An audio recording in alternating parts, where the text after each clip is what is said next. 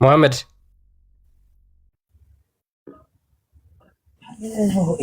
ወይ መሐመድ ሰላም ነው አለን እግዚአብሔር ይመስገን። ይደውላሉ። ቆይ አሁን ነገ እንትን ካልኩኝ ታች ሊሆን መሰለኝ። ኦኬ መመለስ ይመቻል። መመለስ የምትችል ከሆነ ጥያቄ ነበረን። ከምንድን ነው? ኦኬ ቁርአን ግልጽና የተብራራ ነው አይደል? ኦኬ ኢሳ የቱ ጋ ነው? አንድ ቦታ እስኪ ስጠኝ ማስረጃ አልሰቀልም አልሞትም ብሎ የተናገረበት። እኔ አላቅም እባክህ። እሱ አሁን እስልምና ውስጥ ነው ያለው ማይኔ? አዎ አንተ ሁሌ ተማሪ ነህ። ከስር ሆነህ ተማር። የሚያምርብህ እሱ ነው አይደለ? አዎ ይደውላሉ። እዚህ ጋር ሲሆን ቢበይሞስ ደውሉ ያስወጣኛል። ኦኬ ሳትማር ለምን ሄድክ? አንተ አስቀድመው ነው ሳታውቅ ለምን ሄድክ? የተማርኩት ከላይ ነው። ስለዚህ አጭበርብረዋል። ለጭበረበሩ ገብተዋል። አሁን እንዳታለሉ ተረድተዋል። እስቲ ቆይ እያየው ነው። አጭበርብረዋል፣ ሸውደዋል። ኤኔስ አቅራቢያ ቤተክርስቲያን ካለ ቤተክርስቲያን ሄደህ ንስሐ ግባ፣ ተማር። እሱ ነው የሚያዋጣ። ሌላ የምፈልገው ነገር አለ? አረ የለም። ያው ሸውደዋል። ምክንያቱም ክርስትናውንም እስከዚህም ነህ፣ የምታውቀው ነገር የለም። እስልምናውን ደግሞ ዜሮ ነህ፣ ምንም የምታውቀው ነገር የለም። ስለዚህ አታለውሃል። አሁን በጊዜ ከነቃ አሪፍ ከሆንክ ሹልክ ብለህ ወደ ቤተክርስቲያን መመለስ አይሻልም? ይሄ እንደዛ ነው እንዴ? ሁሴን ባንድ መሐመድ ወይ እንደዛ አድርግ አይሻልም? ይሻላል አለ። ኦኬ ቃልን ወይም ፎሎ አድርገውና ጥያቄዎች ካሉ ያልተመለሱልህ ይመልስልህ። ሁሴን እንኳን ደህና መጣ። መልስና በውስጥ እሺ እሺ እንኳን ደህና መጣ። አልሐምዱሊላህ። ኢየሱስ መሰቀሉን ታምናለህ አታምንም? ወማ ቀተሉ ወማ ሰለቡ ወላኪን ለሁም ሹቢሀ ለሁም። አልተሰቀለም አልተገደለም። እንደ የሕፃን መጫወታ ነው እንደ ኢየሱስ የሚሰቀለው? እንደ ኢየሱስ በጣም ክብር አለው እኮ። ቆይ እሱ የፈጠረ ፈጣሪ ለመጫወት ተረጋጋ። አላህ መጫወቻ ሆነ ነው እንደ ጭቃ ሲያቦካ የኖረው እናንተን የፈጠረ በጭቃ አላህ መጫወቻ ሆነ ነው። ከሌሊቱ ለኢየሱስ ጠየቀኝ አይደል? አዳምጥ አትጨማለቅ። አላህ መጫወቻ ሆነ ነው። ከሌሊቱ 1/3 ዱብ ዱብ እያለ ወደ ቅርቢት ሰማይ የሚወርደው። አዳምጥ። አርሽ ላይ ተንጠለጠለው አላህ ክብር ሆኖ ነው። በደንብ አስተውል። ኦኬ በደንብ አስተውል። እስከ ዛሬ ንዴት ይዛሉ እኮ ሰው አልነቃይም እንጂ ተናደ ነው ሁሉም ይታወራ። ንዴት እንደዛ አይደለም። ኧረ አዳምጥ። ታዳምጠኛለህ? ታዳምጠኛለህ? መልካም። ኢሳ ነብይ ነው እንዴ?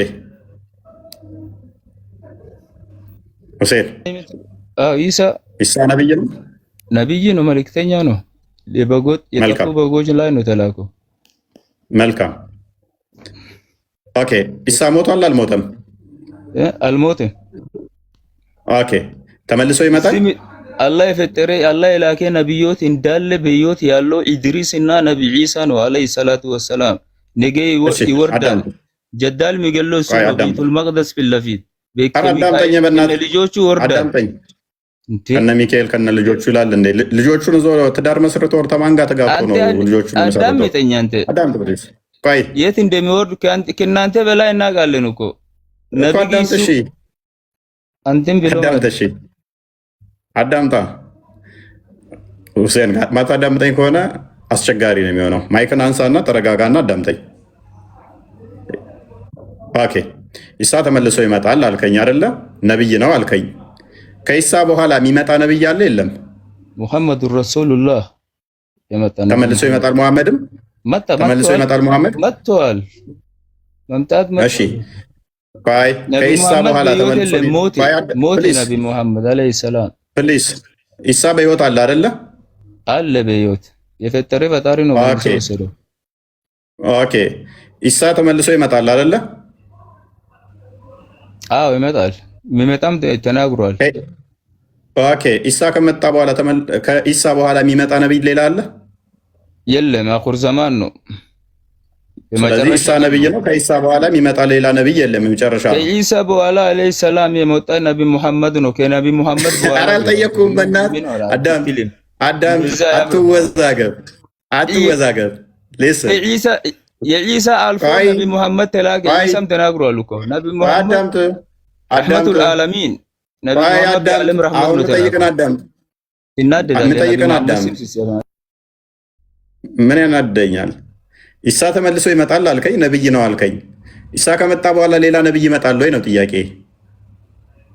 ለምን ትልቅ እንደ ፈጣሪ ታደርጋለህ? ወይ ኢሳ ሰው ኧረ አላደረኩም። የመጨረሻ ቻንስ ነው። የነቢ ሙሐመድ ንግግር የሰው ልጅ የሆነ ንግግር ሆነ። በቃ ሁሴን ሶሪ፣ ተማር። በቃ የሚያምርበት ትማር ነው። ሚዩት አድርገህ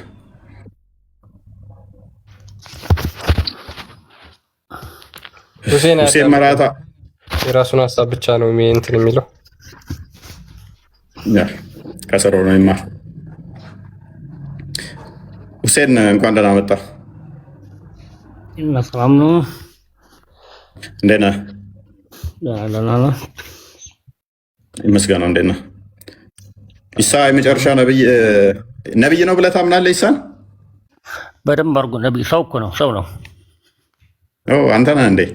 ኢሳ ሞቷል አልሞተም? አለ። ማን የሚገለው ሰው ይገለዋል? ኢሳ ሰው ነው አለና ሞቷል እንዴ ለዋለው እንዴ አለ። ማን ነው ሰው ይገለዋል እንዴ? ኢሳን አለ። እሺ ከሰው በላይ ነው አለ ማለት ነው። አይ እናንተ ሌሎች ነቢያቶች የሚገደሉት ምንድን ነበሩ? ነቢያቶችን ትገድላላችሁ ቁርአኑ የሚለው ለካ ኢሳ ነብይ አይደለም ሰው ብቻ አይደለም ማለት ነው። አይ ጌታ ስለምትለው ነው። አንተ ጌታ ስለምትለው ኦኬ። ኢሳ ነብይ ነው አይደለም? ኢሳ ነብይ ነው አይደለም? ተማር። የሁሴንን ተማር፣ በእናትህ ተማር። ተመልሶ ይመጣል አይመጣም? ይመጣል። ሶላት ይሰግዳል መጥቶ መልካም። ደጃልን የሚገል ኢሳ ከመጣ በኋላ ሌላ ነብይ የሚመጣ አለ ከሱ በኋላ? የለም፣ አበቃ። የለም። ኦኬ ኢሳ ነብይ ነው አይደለም? ኧረ ተማር በእናትህ አንተ ሰው ከጎግል ላይ ተማሩ። እስልምና በደንብ ተማር አንተ። ነብይ ነው አይደለም? ፕሊዝ ነብይ ነው አይደለም? በደንብ ነው እንጂ ነው። ኦኬ ስለዚህ ኢሳ ከመጣ በኋላ ሌላ የሚመጣ የለም። ማለቂያ ነው አይደለ? ወመልቂያማ ነው። ደጃልን ይገላል። ደጃልን የሚገለው እሱ ነው፣ ሰው ስለሆነ። እናንተ ጌታ ሰው ይመጣል ዓመት። ስለዚህ በደንብ አስተውሉ። እናመሰግናለን። ኢሳ የመጨረሻ ነብይ ነው ማለት ነው። መሐመድ የመጨረሻ ነብይ ነው የሚለው ተረት ተረት ነው። ኢሳ ይመጣል ነብይ ነው አለን። ከኢሳ በኋላ ሌላ የሚመጣ ነብይ አለ ወይ ብዬ አልኩት። የለም አለኝ። ጨረሰ። ኢሳ የመጨረሻ ነብይ ይሆናል እንጂ መሐመድ የመጨረሻው ነብይ አይደለም። የነቢያት መደምደሚያ የመጨረሻ ነብይ የሚለውን ተረት ተረት መስጊድ ላይ ስቀሉት፣ መስጊድ ላይ ስቀሉት ማለት ነው። ጌታ አይደለም። ኤኒዌይስ ፕሊስ አዳምጣ፣ ተረጋጋ። ተስገባ ያቦ ማልታት ነገያን ቀብዱይ ውጣ። ከዚህ አንተ ሁልጊዜ ሄዳ ትጃጃል። ውጣ አቦ ከስሩ ነው አይደል? ኤኒዌይስ ቀጥርሽ። አሁን እኮ ምን እንደሚያስተምሯቸው ሙስሊሞች በጣም ማወቅ አስቸጋሪ እየሆነ ነው እውነት ለመናገር። እስኪ ማሂር አለ? ማሂር ረጅም ሰዓት ፖዝ እየሆንክ ስለሆነ ወይ ላስወጣህ ነው ወይ አብራ። ማሂር ያ እንግዲህ ምንድነው ሙስሊሞች አህያ ለመግዛት የሁለት ምስክርነቶችን መጠየቅ እንዳለባቸው ቁርአን ይናገራል። በሽያጭ ሲዋዋሉ 2 ከዚያ በላይ ምስክሮች። ሴት ልጅ ደግሞ ዝሙት ስትሰራ 4 ምስክር እንደሚያስፈልጋት ይናገራል። ኢሳ ተሰቀለ አልተሰቀለ የሚለው ምስክርነት ደግሞ እስልምና ያለው በአንድ ግለሰብ ላይ ብቻ ነው። ለዛውም ማንበብ የማይችል መጻፍ የማይችል የቀድሞ ነቢያቶችን የማያውቅ ቅዱሳት መጻሕፍትን የማያውቅ ነብይ ማለት ነው። ሙሐመድ ያውቃል የምትሉ ከሆነ መግባት ትችላላችሁ ሙስሊሞች። ሉክ በ6ኛው ክፍለ ዘመን አረቢያ ምድር ውስጥ ጣዖት አምልኮ በተንሰራፋበትና በተስፋፋበት ቦታ ላይ ተወልዶ ስለ ነቢያቶች ምንም በማያውቁ ቤተሰቦች አድጎ እናቱም ጣዖት አምላኪ፣ አባቱ ጣዖት አምላኪ፣ አጎቶቹ ጣዖት አምላኪ፣ እህት ወንድሞቹ ጣዖት አምላኪ፣ ለጣዖት ሊሰዉ የነበሩ ሰዎች ነበሩ። ስለዚህ በእነዚህ አይነት ማህበረሰብ ውስጥ ተወለደና ከዛ በኋላ በ610 አካባቢ ማለት ነው ነብይ ሆነ ተባለ። ምንም የሚያውቀው ነገር የለም ስለ መጽሐፍ። ከዛ አልተሰቀለም ምናምን የሚል አዲስ የሆነ ዶክትሪን ይዞ መጣ ማለት ነው። እኛ ደግሞ ከዛ በፊት የክርስቶስ ኢየሱስን ስቅለት እጅግ በጣም በርካታ ሐዋርያት ተናግረዋል። ነቢያቶች እንኳን ትንቢት ተናግረዋል። ክርስቶስ ደግሞ ከመሰቀሉ በፊት እጅግ በጣም በርካታ ቦታዎች ላይ ደጋግሞ ነው የተናገረው። ለምሳሌ ለአብነት ከማቴዎስ ወንጌል ብቻ ስንቴ እንደተናገረ እንኳን ላሳያችሁ በሚገርም ሁኔታ ማለት ነው። የማቴዎስ ወንጌል ምዕራፍ 16 ጀምሮ ብታነቡት ታገኟቸዋላችሁና የማቴዎስ ወንጌልን ብቻ ላሳያችሁ። ምን ይላል? ማቴዎስ ምዕራፍ 16 ቁጥር 21 ጀምሮ ከዚያ ቀን ጀምሮ ኢየሱስ ወደ ኢየሩሳሌም ይሄድ ዘንድ ከሽማግሌዎችና ከካህናት አለቆች ከጻፎችም ብዙ መከራ ይቀበልና ይገደል ዘንድ በ3ኛውም ቀን ይነሳ ዘንድ እንዲገባው ለደቀ መዛሙርቱ ይገልጥላቸው ጀመር። ለ12ቱ ሐዋርያት ክርስቶስ ኢየሱስ እንደሚሞት እንደሚሰቀል ይሄንን በጣም በተደጋጋሚ መናገር ጀመረ። እዛው ምዕራፍ 17 የማቴዎስ ወንጌል ቁጥር 22 ላይ ደግሞ ምን ይላል? በገሊላም ሲመላለሱ ኢየሱስ የሰው ልጅ በሰዎች እጅ አልፎ ይሰጥ ዘንድ አለው፣ ይገድሉትማል፣ በ3ኛው ቀን ይነሳል አላቸው። እጅግም አዘኑ ብሎ ይናገራል። ስለዚህ ሐዋርያቶች ክርስቶስ እንደሚሞት እንደሚሰቀል ሲነግራቸው ያዝኑ ነበር። የሚነግራቸው እንኳን ደጋግሞ ነበረ። እጅግ በጣም በርካታ ጊዜ ነግሯቸዋል። ብዙ ቦታ ላይ አለ። የቁጥር 20 ምዕራፍ 25 ጀምሮ ያለውን ደግሞ ላሳያችሁ። ያ ምዕራፍ 26 ቁጥር 2 ላይ ምን ይላል? ከ2 ቀን በኋላ ፋሲካ እንዲሆን ታውቃላችሁ፣ የሰው ልጅም ሊሰቀልና አልፎ ይሰጣል ብሎ ይነግራቸዋል። በዚያ ጊዜ የካህናት አለቆች በሕዝቡ ሽማግሌዎች ቀያፋ የሚባለው በሊቀ ካህናት ግቢ ውስጥ ተሰበሰቡ። ሉክ ይሄ ማቴዎስ ብቻ የዘገበው ነው። ስለ ክርስቶስ ስቅለት ማቴዎስ ብቻ የመዘገበው ነው። ማርቆስ ከዚህ ባልተናነሰ፣ ዮሐንስ፣ ሉቃስ ከዚህ ባልተናነሰ ክርስቶስ እንደሚሰቀል ገና የወደፊቱን ፎርቶልድ እየነገራቸው ነው ማለት ነው። ለምንድን ነው ይህን የማትቀበሉት? እኔ ከሙሐመድ በፊት እንደዚህ ኮንፈርምድ የሆነ የተረጋገጠ ሐዋርያቶቹ ከእሱ ጋር የነበሩት ሉክ አሁን ይሄ ማቴዎስ ማን ነው ዮሐንስ ማን ነው ካል የአንደኛ ዮሐንስ መልእክት የሐዋርያ ዮሐንስ ጸሐፊ ምን ብሎ ይናገራል? ስለ ሕይወት ቃል ከመጀመሪያው የነበረውንና ይላል የሰማነውን በዓይኖቻችንም ያየነውን የተመለከትነውንም እጆቻችን የዳሰሱትን እናወራላችኋለን። ሉክ ከመጀመሪያው የነበረውን የሰሙትን በዓይናቸው ያዩትን የተመለከቱትን በእጆቻቸው የዳሰሱትን እናወራላችኋለን። ሕይወት ተገልጣ አይተንማል እንመሰክርማለን። ከአብ ዘንድ የነበረው ለእኛም የተገለጠው የዘላለም ሕይወት እናወራላችኋለን ብሎ ይቀጥላል ማለት ነው። እነዚህ በቀጥታ ከእርሱ ጋር የነበሩት ከክርስቶስ ኢየሱስ ጋር የነበሩት ሐዋርያቶቹ እዛው ቦታው ላይ ሆኑ ያስተላለፉትን ነው ማመን ያለብን ወይስ ከክርስቶስ ኢየሱስ በቦታ እንኳን ከማይገናኙ ሉክ በቦታ ከማይገናኙ በቋንቋ ከማይገናኙ ሐዋርያቶቹ ቋንቋቸው ምንድን ነበር? ሙሐመድ ቋንቋው ምንድን ነበር? በምንም ከማይገናኙ ሙሐመድ ከ610 ዓመት በኋላ መጣና አልተሰቀለም አልገደለም ብሎ አጋንንት ትምህርት ይዞለት መጣ ማለት ነው። አጋንንት ምክንያቱም የክርስቶስ ኢየሱስ ስቅለት የሚቃወም አጋንንት ስለሆነ እነዚህ ምስክርነቶች እንደ ደመና የከበቡንን ምስክርነቶች ለምን አትቀበሉ ሙስሊሞች ነው የኛ ጥያቄ። ስለዚህ የክርስቶስ ኢየሱስን ስቅለት የሚቃወም አጋንንት ነው፣ ሰይጣን ነው። ሙስሊሞች ይህን ወቁ። አጋንንት ደግሞ ከመጀመሪያው ሐሰተኛ አጭበርባሪ ነበር ይላል መጽሐፍ ቅዱስ። ሐሰተኛ፣ ውሸተኛ፣ የውሸት አባት ነበረ። ስለዚህ ለሙሐመድም የተገለጠለት ይህንኑ ሐዋርያቶች ያዩትን ክዶ ስለሆነ እንትን ያለው ይዞት የመጣው ትምህርት ማለት ነው። ለምንድን ነው የማትቀበሉት? ጀማል መቀጠል ይችላል። ሜቢ ሰላም ነው። እኔ ልቀጥላ። እንዴት ናችሁ? እኔ አልቀበልም የኢየሱስን ስቅለት። ሻይብ ተረባሽ ነው። ኧረ እኔ አልቀበለውም። ባለፈው ይቅርታ አልጠይቅም። ይቅርታ ሰጠይቅ ወጣ ባለፈው። አሁን ደግሞ ለምን ዘንድ የምገባው? እሺ ተረኛ ማን አለ? ሙስሊም አለ እዚህ ውስጥ?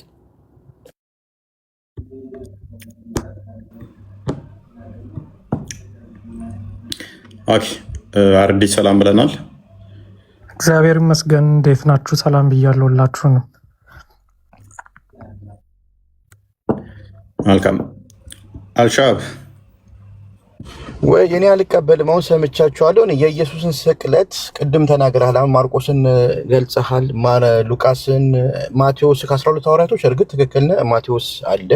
ከዛ ውጭ ግን እነዛ ሰዎች የጴጥሮስ ተከታይ ነው ብለሃል። ማርቆስ ግን ጳውሎስን ያመጣቸው እና ለዛ መረጃ እንድትሰጠኝ ይፈልጋለሁ። የጴጥሮስን ማርቆስ መማሩን ማለት ለምን በሌላ መጽሐፍ ላይ ጳውሎስን ያመጣቸው ማርቆስና ሉቃስን 12 ሐዋርያቶች ላይ የሉም።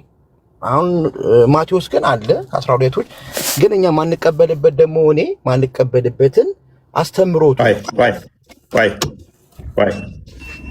ማቴዎስ እንዳለ ከተማመንን ማቴዎስ እጅግ ደጋግሞ ምዕራፍ 16 ላይ ምዕራፍ 17 ላይ ምዕራፍ 20 ላይ ክርስቶስ እንደሚሰቀል እንደተናገረ አስቀምጦታል። ለምን ማትቀበለው? ካዳ ማቴዎስን የሚሰቀልበት ምክንያት አስተምሮቱ ምንድን ነው? መማሩ አሁን ይኸውልህ የተሰቀለበትን ምክንያት ሊቀ ሊቃውንቶቹ አሳልፎ እንዲሰጡት ምክንያቱ ጊዜ ጌታ ሻብ ቀደም እኮ እሱ ምክንያቱም በደንብ አስረዳዊኝ። ማንች የሆነ ሙስሊም ሊጠይቃ አስረዳዊ ሰው አሁን ምክንያቱ ሌላ ጉዳይ ይሆናል። አሁን ስዕለቱ ኦኬ፣ አሁን እንዳትቀበል ያደረገ ምክንያቱ ከሆነ ሌላ ጉዳይ ነው። ስለዚህ አሁን እናንተ ስዕለቱ ተነግሯል። እፎይ አንድ ነገር እንደማመጥ ይኸውልህ፣ አሁን እኛ ቅድም ማነው ክርስቲያን የሰይጣን ምናምን የሚለው እሱን ተሆና የሆነ የሀሳብ ልዩነት አለን። ያን ሀሳብ ልዩነታችንን እዚህ ጋር መተማመን እንችላለን ያለ ትችት። ክርስትናን አሁን ቅድም እንዳልከው ኢየሱስ እንዲሰቀል ያደረገው አንድ ሰይጣን ነው። ገብቶሃል? የሆነ ሰይጣን የሚባል ትልቅ አካል አለ።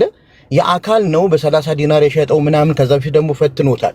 አንድ ክርስትና እኔን ማልቀበለው ምክንያት ነው የምነግርህ። እንደ ምክንያት ከጠየቀኝ አንድ ይሄን አልቀበለውም። ለምን ሰይጣን የሚባል አካልን ኢየሱስን ፈተነው።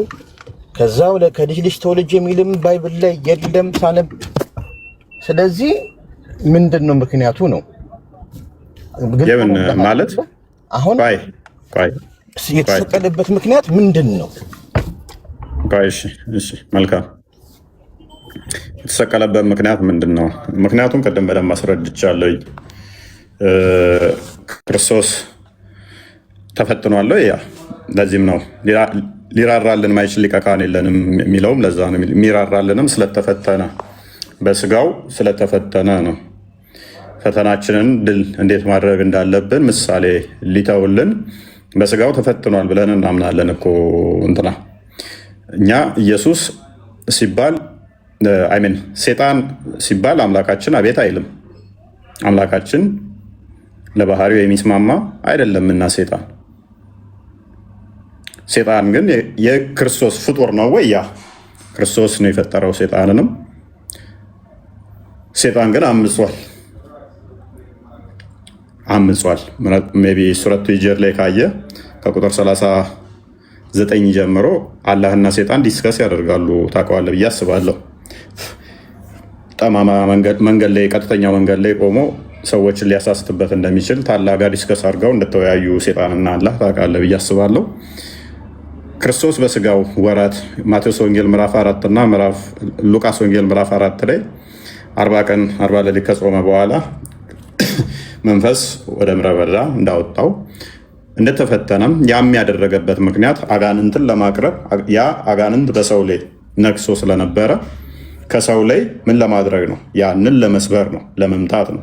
እኛ እንዴት ድል መንሳት እንዴት አጋንንትን ማሸነፍ እንዳለብን ሊያስተምረን ነው እንጂ አጋንንት እኛ እንደ እስልምናው ጀስት ፖሰስ አድርጎን በደማችን ውስጥ የሚዞር ቂጣችን ውስጥ አየር የሚነፋ ጆሮአችን ውስጥ የሚያድር ወይን አፍንጫችን የሚያድር ሽንቱን ጆሮአችን ውስጥ የሚሸና እንደዚህ አይነት ቅራቅንቦ አስተምሮ እኛ ጋር የለም። ምክንያቱም እኛ የክርስቶስ ማደሪያ እንጂ የአጋንንት ማደሪያ ስላልሆነ እኮ የአስተምሮ እያስተካከልክ ነው። አስተምሮትን አስተካክለዋል። አዳምጥ፣ ችግር የለውም። በጣም በተረጋጋ ሁኔታ እያወራ ስለሆነ። ስለዚህ ክርስቶስ አጋንንት በፊት የሰው ልጅን ምን ያደርግ ነበር? ያሳስት። እንደገና ደግሞ በሞት ላይ ስልጣን ኖሮት የሰውን ልጅ ምን እያደረገ ነበረ? የበላይ ሆኖ እየመራ ነበረ። ስለዚህ አጋንንትን አቅርቦ እንዴት የዕዳ ደብዳቤያችንን በዮርዳኖስ ያለውንም እንዴት ያንም ማቅረብና ድል ማድረግ እንዳለበት አስተማርም ማለት ነው። ሉቃስ ወንጌል ምዕራፍ 4 ላይ ስታይ ከቁጥር 8 አካባቢ ጀምሮ አጋንንቶች እንዴት እንደተጨነቁና እባክህ አታጥፋን ብለው ሲለምኑት ታገኛቸዋለህ። ሊፈትኑ ሄደው እንዴት ዱቄት እንደሆኑ ማለት ነው። እባክህ አታጥፋን እስኪለምኑ ድረስ እንጂ ፈጣሪ አጋንንት ሲጠራ ፈጣሪያችን አቤት የሚል አይደለም። የኛ አጋንንት ስላልሆነ ባህሪ ስሙ ሰይጣን ተወህ እንዴ ስንባል ለምሳሌ ነቢያቶቻችንም አልተውኩትም ብለው የኛ አምላክ የሚመጣ አይደለም። ሰይጣን ስላልሆነ የኛ አምላክ ክርስቶስ ሰይጣንን አቅርቦ ግን እንዴት ድል ማድረግ ካስተማረ በኋላ ማቴዎስ ወንጌል ምዕራፍ 10 ላይ ቁጥር 6 አካባቢ ከ5 አካባቢ ጀምሮ ደቀ መዛሙርቱን ከቁጥር 1 ጀምሮ 10ሩን ይመርጣቸውና ወደ ዓለም ይልካቸዋል። አጋንንት አውጡ ይላቸዋል። ሉቃስ ወንጌል ምዕራፍ 10 ላይ ቁጥር 17 ላይ አጋንንቱን ደግሞ በማን እንዲያወጡ ይነግራቸዋል? በራሱ ስም። የክርስቶስ ስም አጋንንት የሚስብ ሳይሆን አጋንንት የሚያባርር የክርስቶስ ስም ኃይሉ ምን የሚያደርግ ነው? አጋንንትን ከሰዎች የሚያርቅ ሱረቱ ጂኒ 19ኛው ያለ ደግሞ ያላ ስም ሲጠራ አጋንንቶች ድርብርብ ሆነው መሐመድ ላይ ይከመራሉ።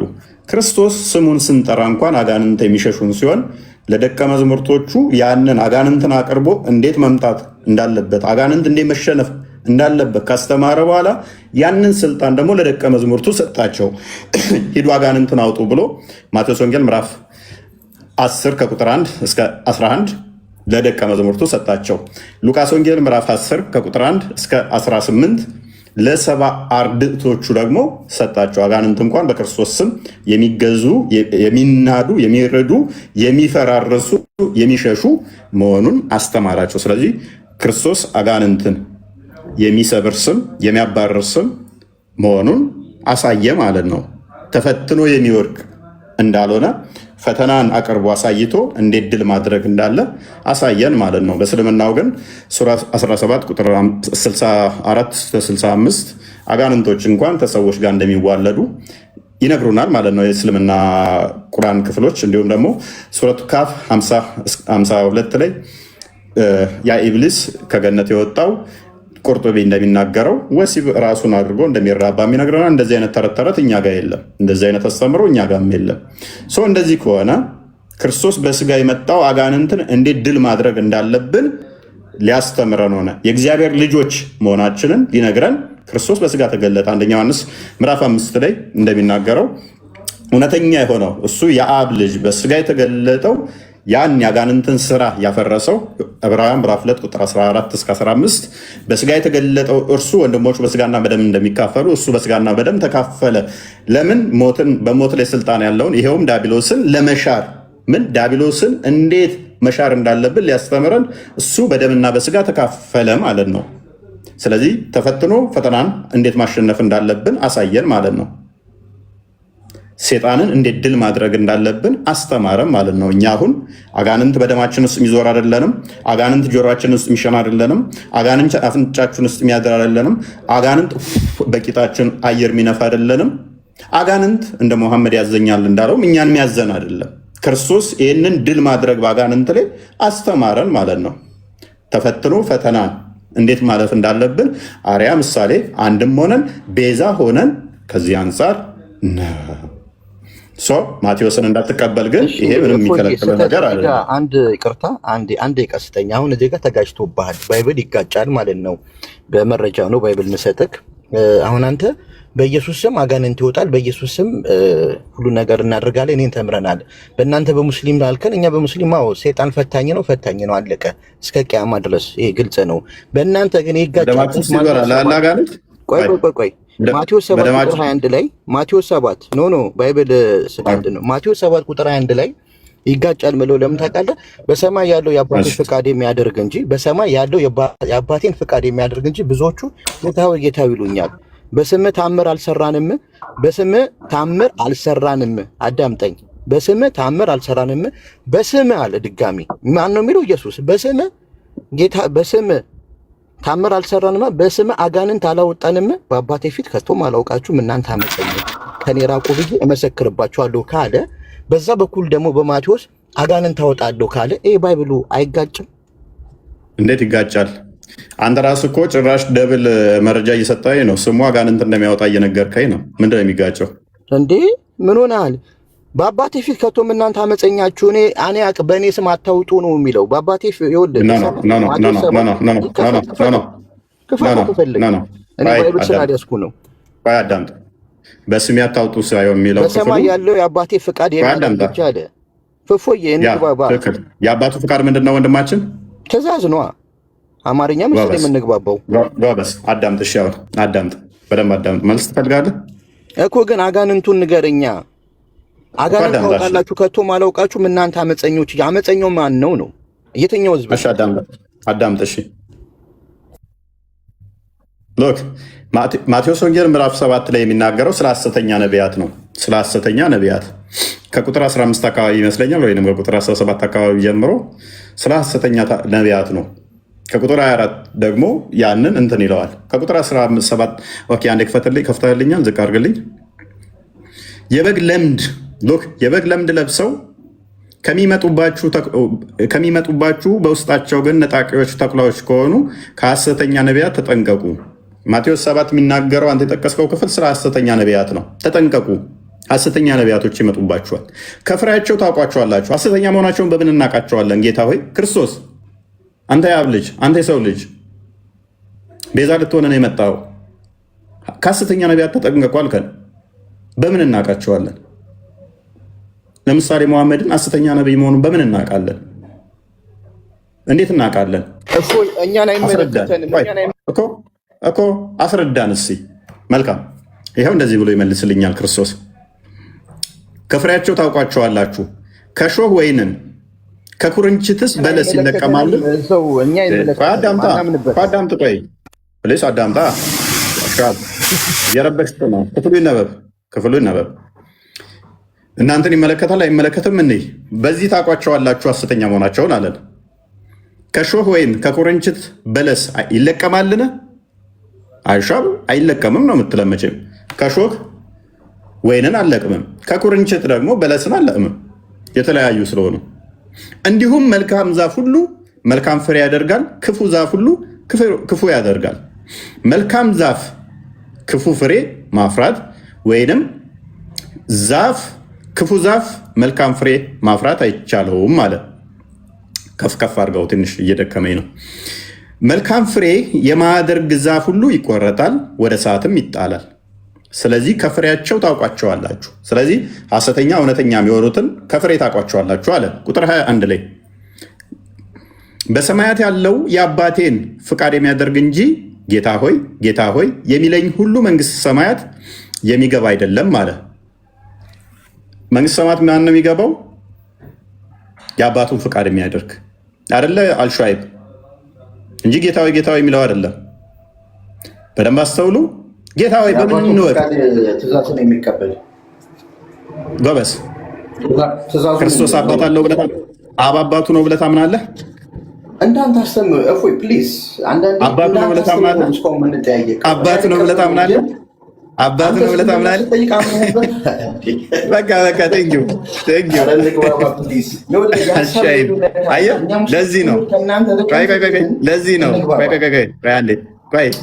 የአባቱን ፍቃድ ማድረግ ትክክል ነው። እሺ ቤት አድርግ። እሺ ሎክ አሁን መንግስት ሰማያት የሚገባው ማን ነው አለ? የአባቴን ፍቃድ የሚያደርግ ነው አለ።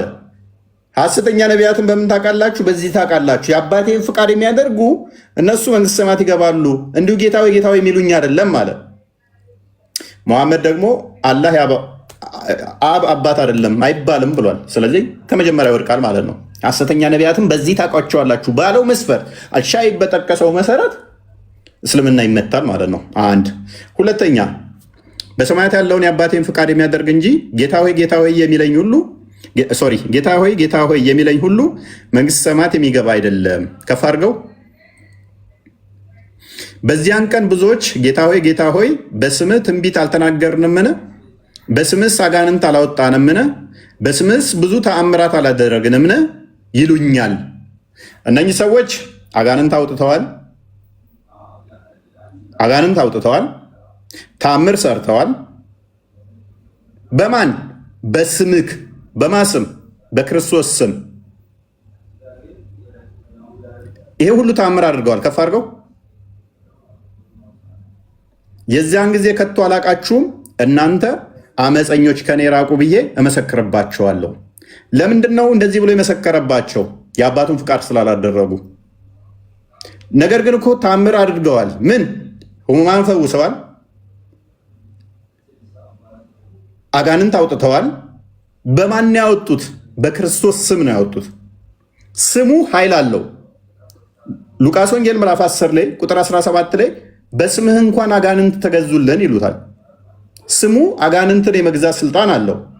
እነኛ ሰዎች ግን ምንድን ናቸው? ሐሰተኛ ናቸው። በክርስቶስ ስም ያንም ማድረጋቸው ሐሰተኝነታቸውን፣ ሐሰተኛ መሆናቸውን አይታደጋቸውም። የክርስቶስ ስም ግን ኃይል ስላለው አጋንንትን ምን አደረገ? ያስወጣል። በክርስቶስ ስም አጋንንትን አስወጥተዋል። መለስ አድርገው። ነገር ግን እነኚህ የማይድኑበት ምክንያት ምንድን ነው? የአባቱ ፍቃድ አያደርጉም። የአባቱ ፍቃድ ምንድን ነው? እሱ ዮሐንስ ወንጌል ምዕራፍ 6 ቁጥር 40 ክፈተው። የአባቱ ፍቃድ ምንድን ነው? የአባቴን ፍቃድ ስላላደረጋችሁ ወግዱ ይላቸዋል። የአባቱ ፍቃድ ምንድን ነው? ልጅንም አይቶ በእርሱ የሚያምን ሁሉ የዘላለም ሕይወትን እንዲያገኝ እንጂ እንዲያገኝ የአባቴ ፍቃድ ይህ ነው። የአባቱ ፍቃድ ምንድን ነው? ልጅን አይቶ በእርሱ በልጁ የዘላለም ሕይወት እንዲያገኝ የአባቴ ፍቃድ ይሄ ነው። እኔም በመጨረሻው ቀን አስነሳዋለሁ። የአባቱ ፍቃድ ምንድነው? እሱ ኢየሱስ እንደሚያስነሳ ካላመንክ፣ ኢየሱስ የአብ ልጅ መሆኑን ካላመንክ፣ የዘላለም ሕይወት እንደማይሰጥ ካላመንክ በኢየሱስ ስም ብለህ አጋንንት ልታወጣ ትችላለህ። አድንም ገነት አገባ። በኢየሱስ ስም ብለህ ስሙ ኃይል ስላለው አጋንንት ሊያባረር ይችላል፣ ሕሙማን ሊፈውስ ይችላል። አንተ ግን አድንም። ማቴዎስ ወንጌል ምዕራፍ 10 ላይ እንመለስ እስቲ። ክርስቶስ እንዲህ ብሎ ትእዛዝ ሰጥቶ ነበረ። ክርስቶስ እንዲህ ብሎ ሰጥቶ ነበር ትእዛዝ 12ቱን ደቀ መዛሙርት ወደ እርሱ ጠርቶ እንዲያወጧቸው፣ ልብ በሉ፣ እንዲያወጧቸው እርኩሳን መናፍስት ደዌንና ሕሙማንን ሁሉ እንዲፈውሱ ስልጣን ሰጣቸው። ስልጣን ከተሰጡት ውስጥ አንዱ ማን ነው? ከ12ቱ ደቀ መዛሙርቶች አንዱ ይሁዳ ነበረ። ይሁዳ ይድናል አይድንም እኮ ጌታን የሸጠ ነው። ምን ስልጣን ተሰጥቶታል ግን? አጋንንት የማውጣት እንኳን በማን ስም? በክርስቶስ ስም። አጋንንትን እንኳን እንዲያወጡ ስልጣን ተሰጣቸው። ከ12ቱ አንዱ የአጋንንት መጫወቻውን አጋንንት እንዲያወጣ የተሰጠው ነበረ። ይሁዳ በ30 ብር ክርስቶስን የሸጠው። ስሙ ኃይል ስላለው ኃያል ስለሆነ ሉቃስ ወንጌል ምዕራፍ 10 ቁጥር 17 ክፈተው። ምን ያደርጋል? አጋንንትን ያስወጣል። ክርስቶስ ከመቃብር ያስነሳል። ክርስቶስ የአብ ልጅ ነው። ክርስቶስ ዘላለማዊ ሕይወት ይሰጣል ብለህ ካላመንክ እንደዚህ ይልሃል፣ አጋንንት ተገዙልኝ ብትል። ሰባውን በደስታ ተመልሰው ጌታ ሆይ አጋንንትስ እንኳ በስምህ ተገዝተውልናል አሉት። እንዲህም አላቸው፣ ሴጣን እንደ መብረቅ ከሰማይ ሲወድቅ አየሁ። እነሆ እባቡና ጊንጡን ትረግጡ ዘንድ በጠላትም ኃይል ሁሉ ላይ ስልጣን ሰጥቻችኋለሁ፣ የሚጎዳችሁ ምንም የለም። ነገር ግን ከፍ አድርገው ቁጥር 20 ነገር ግን መናፍስት ስለተገዙላችሁ በዚህ ደስ አይበላችሁ፣ ስማችሁ ግን በሰማያት ስለተጻፈ ደስ ይበላችሁ። የእኛ ትልቁ ደስታችን ስማችን በሰማይ ሲጻፍ እንጂ አጋንንት ስለተገዛልን አይደለም። አጋንንት በክርስቶስ ስም ሊገዙ ይችላሉ። ሕሙማን ሊፈወሱ ይችላሉ በክርስቶስ ስም። ስምህ ግን ላይጻፍ ይችላል። እነኚህ አካላት ሰባው እንዲፈውሱ ስልጣን ሰጥቷቸው አጋንንት ተገዛልን ብለው ሲቦርቁ ሲፈነጥ እንደ ጮቤ ሲዘሉ ኖ ይህ አይደለም ዋናው የሚያስደስታችሁ። በዘላለማዊ ስማችሁ መጻፉ ነው መደሰት ያለባችሁ እንጂ አጋንንት ስለተገዛላችሁ አይደለም። አጋንንት እንዲገዛላቸው ከተሰጠው አንዱ ይሁዳ ነበረ። ስለዚህ ጌታ ሆይ የሚለኝ ሁሉ የአብን ፍቃድ ሳያደርግ አይድንም።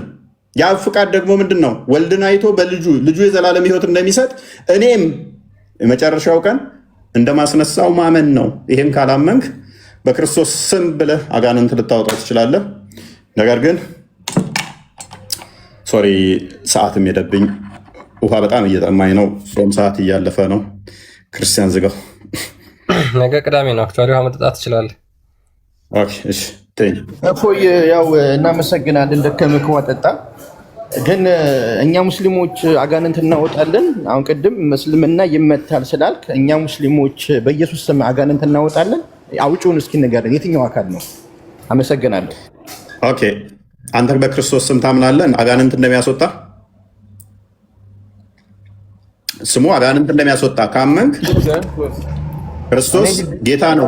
ሎክ ኖ ጌታ ነው ብለህ ታምናለህ? ክርስቶስ አጋንንት ያስወጣል፣ ስሙ አጋንንት ያስወጣል ብለህ ታምናለህ? አዳምጠኝ። እንደ ሀሳብ እስልምናንን እንደፈለክ ስትረግጠው እኛም እንቀበል። በቃ አትቀበለውም። እንደፈለክ እያደረክ በራስህ ሀሳብ እንደፈለክ ተወራለህ። ኦኬ፣ ምን ብያጠፋው? ጥያቄ ነው የጠየቁት። ተረጋጋ እንዴ! እስልምና አትቀበል ሰው ጥያቄ ነው የምጠይቀው እኔ። በቃ እንደማንኛውም ኖርማል ጥያቄ እየጠየቅኩ ነው። ስለዚህ እኔን እንዲህ ነው አትበለኝ። አንተ አሁን የጠየቀኝ ጥያቄ ትቀበላለህ? አሁን እኛ ሙስሊሞች አንቀበልም። ኢየሱስን አጋንንት እናውጣለን ምናምን ብለን አንቀበልም። የትኛው አካል ነው ጥያቄ? በቃ በግልጽ ንገረኝ። በአባቶቻችሁም እናንተ አመፀኞች ብሏል አይደለ? የትኛው አካል ነው በስሙ አጋንንት የሚያወጣው? በስሙ ታምር የሚያደርገው የትኛው አካል ነው?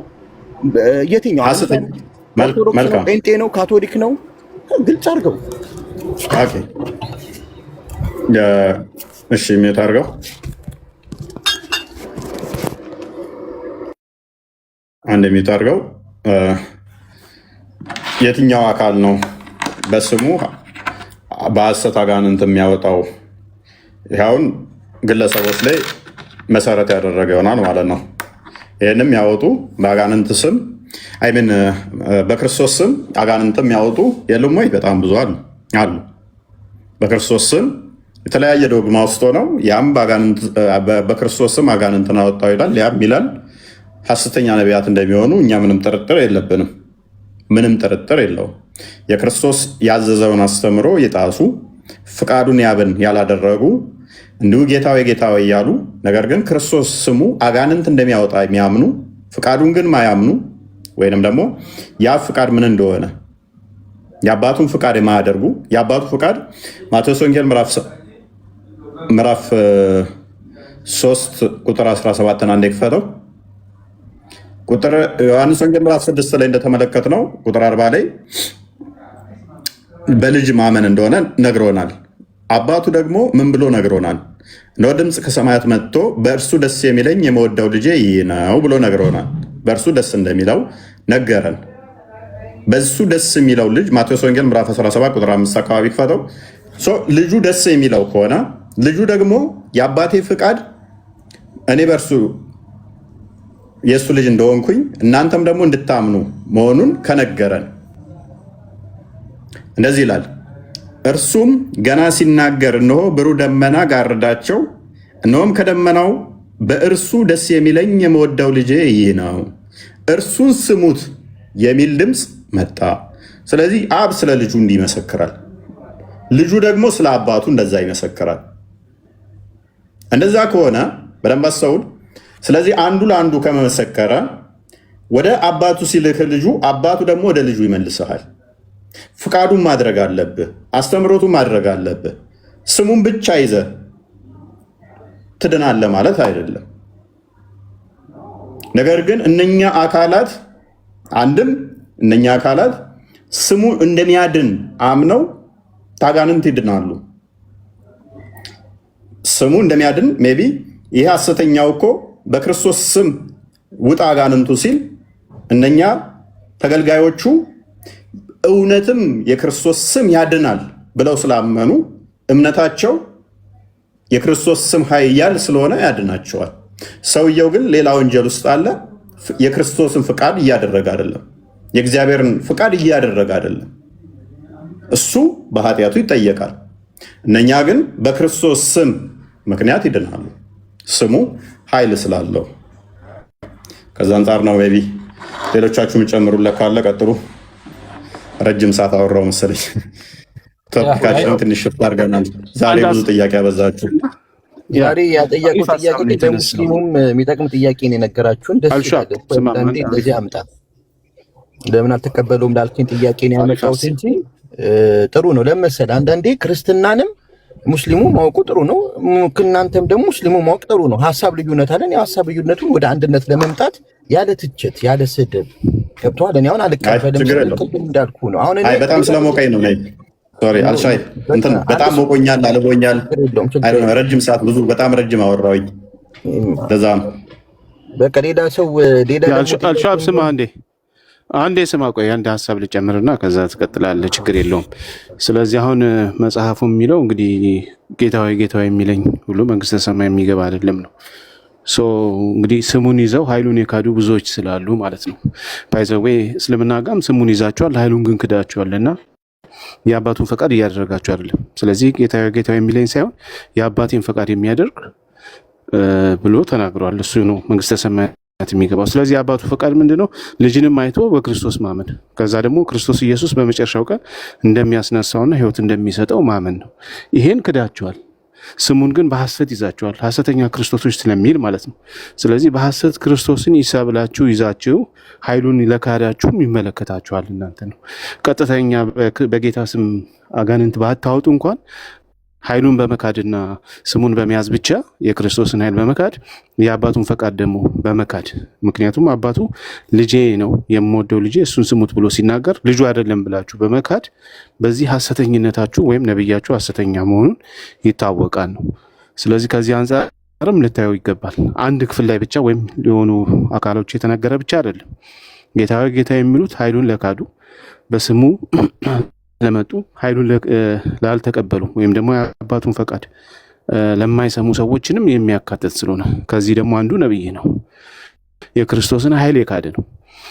የአብን ፈቃድ ወይም ደግሞ የአብን ሐሳብ የተሆነው ማለት ነው። ልጄ ነው እሱን ስሙት፣ በልጄ ሕይወት አለ፣ ያለ እሱ ሕይወት የለም ብሎ እየተናገረ አይ እሱ እንደማንኛውም ነብይ ነው ብሎ የተናገረው ነብይ በዚህ ከዚህ አንጻር። ሌላው ደግሞ በእስልምና ማዳን የለም ላልከው ኢሳ በእስልምና ዕውራንን እንደሚያበራ፣ አጋንንትን እንደሚያወጣ፣ ሙታን እንደሚያስነሳ ተጽፏል። አምነ በስሙ ማመን ያንተ መብት ነው ወይም ደግሞ ያንተ ፈቃድ ነው። መጽሐፋችን አልጻፈም እንዳትል፣ ምክንያቱም ተጽፎላል። ምንም እንኳን በአላህ ፈቃድ እያላችሁ ብትጨምሩበትም ብታስገቡትም ብትበርዙትም ያው መጽሐፉ የመጀመሪያ ሲጻፍ እንደዚህ ባይጻፍም እንደዛ ብላችሁ ብትበርዙትም ግን መጽሐፎቻችሁ ላይ ኢሳ አይን እንደሚያበራ ዕውራንን ማለት ነው፣ ለምጻም እንደሚያነጻ፣ ሙታን እንደሚያስነሳ፣ አዋቂ እንደሆነው በየቤታችሁ የምታደርጉትን ሁሉ አውቃለሁ ብሎ እንደተናገረ አስቀምጣችኋል ማለት ነው። ስለዚህ ይሄን አምኖ በዛ ስም መዳን ያንተ ድርሻ ነው ማለት ነው። ከዛ በተረፈ አልተጻፈም እስልምና ላይ የለም ማለት ትክክል አይደለም። እኛ አልተረዳ ነው እኛን ተገብረውም ማለት ነው እንጂ በቁርአናችሁም ተጽፏል። በገደምዳሚ ቢሆን የተበረዘ ቢሆንም ማለት ነው። እና ይሄን ለማለት ነው። ቀጥሉ በቃ ሌሎቻችሁ።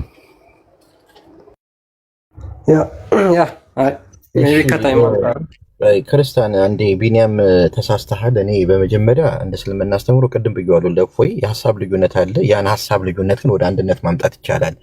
ቅድም እንዳልከው ኢሳ እኛም በቁርአን ተቀምጧል፣ ሁሉ ነገር ያደርጋል። አሁን አልከውን ሁላ ማለት ነው። ግን በነብይነቱ መጥቶ አስተምሯል። አስተምሮቱም ትክክል ነው። ለነበሩ ኡመቶች ወይ ለነበሩ ህዝቦቹ አስተምሯል። ከዛ ባለፈ ግን ተሰቀለ የሚለው ነገር አናምንበትም። አሁን ቅድም የመጣው ርዕስ ነው። ግን እሱ ቅድም ናለ በአጋንንት በኢየሱስ አጋንንት ይወጣል ሲለን አንደኛ ሙስሊሞች ቅድም እንዳልከው ረሱል ሰለላሁ ዐለይሂ ወሰለም ኢሳንን በ126 ጊዜ ምናምን ያው ያውቃል ተገልጿሉ። ረሱል ሰለላሁ ዐለይሂ ወሰለም በቁርአን 4 ነው የተገለጹት። በነገራችን ላይ ቁርአን ላይ 4 ነው፣ ከዛ ውጪ የሉም። ግን ትልቁ ፖይንት ምንድነው? ሰይጣን ከሱ በላይ ተገልጿል።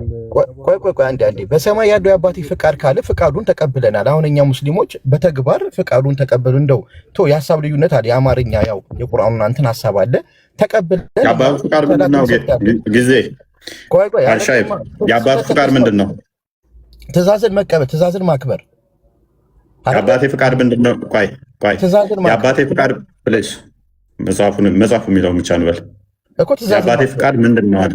የአባቴ ፍቃድ ትእዛዝ ዮሐንስ ወንጌል ምዕራፍ 6 አባት እንዳለው ተቀብሎ ነው። ግን ቆይ አንዴ ነው ክርስቲያን አሁን ይኸውልህ እኛ የምናወራው እንደ ክርስትና ነው። እኔ ማወራቸው አሻይ መጽሐፉ የሚለውን ብቻ እንበል። እሺ የአባቴ ፍቃድ ምንድን ነው የሚለውን ብናይ አይሻልም? በሰማይ ያለው የአባቴን ፍቃድ ማለት በሰማይ ያለው የአባቴን ፍቃድ የሚያደርግ እንጂ ዮሐንስ ወንጌል ምዕራፍ 6:40 ነው የከፈተው። ቆይ እሺ አንብበው ይሄን ክፍል የአባቱ ፍቃድ ምን እንደሆነ እርሱ ግን አይደለም እኮ አሁን አንተ ቅድም አጋነን ስላልክ ነው እንጂ እርሳችን አይደለም። ወደ እርሱ ችግር የለውም። እሺ እመጣለሁ አለ። በቃ እንደዛ ከፈለከኝም ችግር የለውም። ኤኒዌይስ አንብበው እስኪ የአባቱ ፍቃድ ምን እንደሆነ። የትኛው ላንብብ? ያው የተከፈተው ትንሽ ዝቅ ከፍ አድርጓ ከመጀመሪያ ጀምሮ ልናንብበው አውዱን ጠብቀን ዝቅ አድርግለት። አዎ